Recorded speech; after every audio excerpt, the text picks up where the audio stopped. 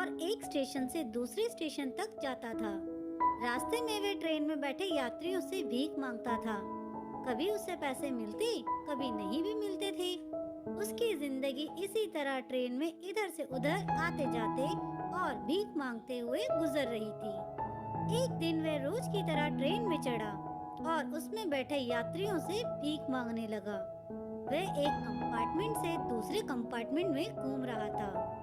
तभी एक कंपार्टमेंट की कोने की सीट पर उसे सूट बूट पहना एक व्यक्ति दिखाई दिया। वह व्यक्ति काफी अमीर लग रहा था।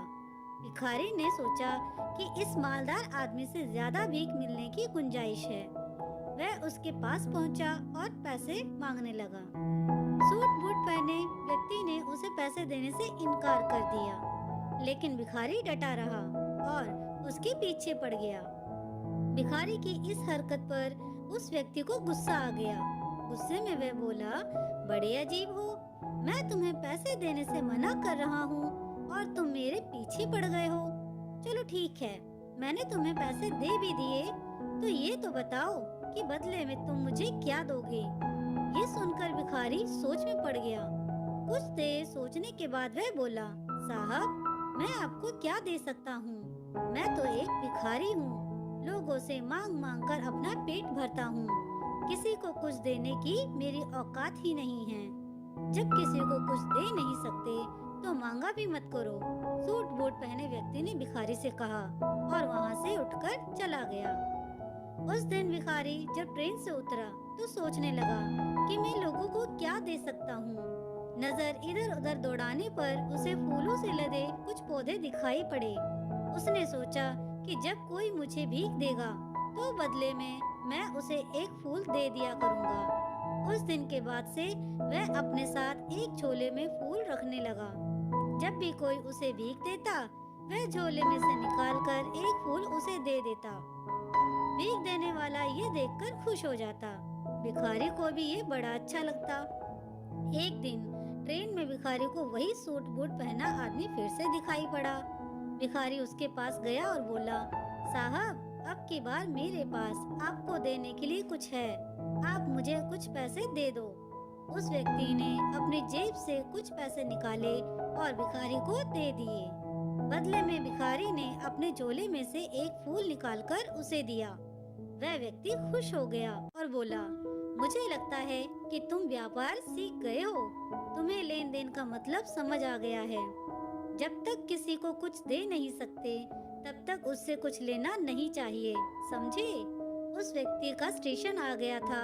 वह ट्रेन से उतरकर चला गया, लेकिन उसकी कही बात भिखारी के दिमाग में घर कर गई।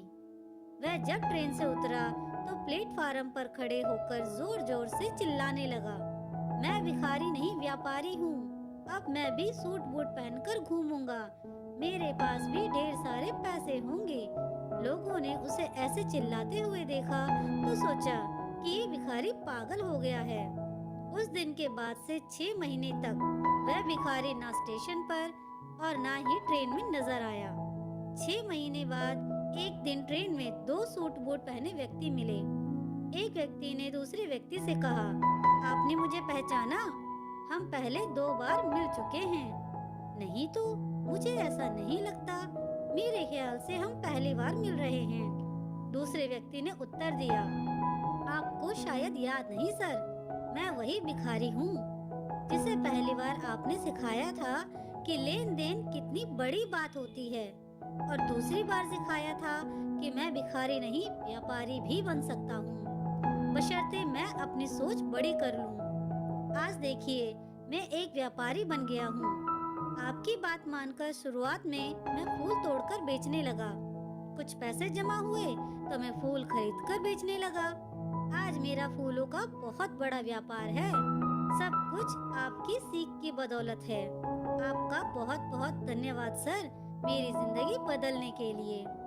दोस्तों, हमें इस कहानी से ये सीख मिलती है कि जब तक हम अपनी सोच बड़ी नहीं करेंगे, जिंदगी एक ही रास्ते पर चलती रहेगी। अपनी सोच बड़ी करें, जिंदगी बदल जाएगी। हम हमेशा छोटी सी चादर में ही सिमटे रहते हैं और सोचते हैं कि हमारी पहुंच बस इतनी ही है, इससे आगे हम बढ़ ही नहीं सकते। अपनी चादर बड़ी करें, उसे और फैलाएं। जीवन में तरक्की आपका इंतजार कर रही है। बस जरूरत है बड़ी सोच के साथ कड़ी मेहनत की। सफलता आपके कदम चूमेगी। दोस्तों, आपको ये कहानी कैसी लगी मुझे कमेंट करके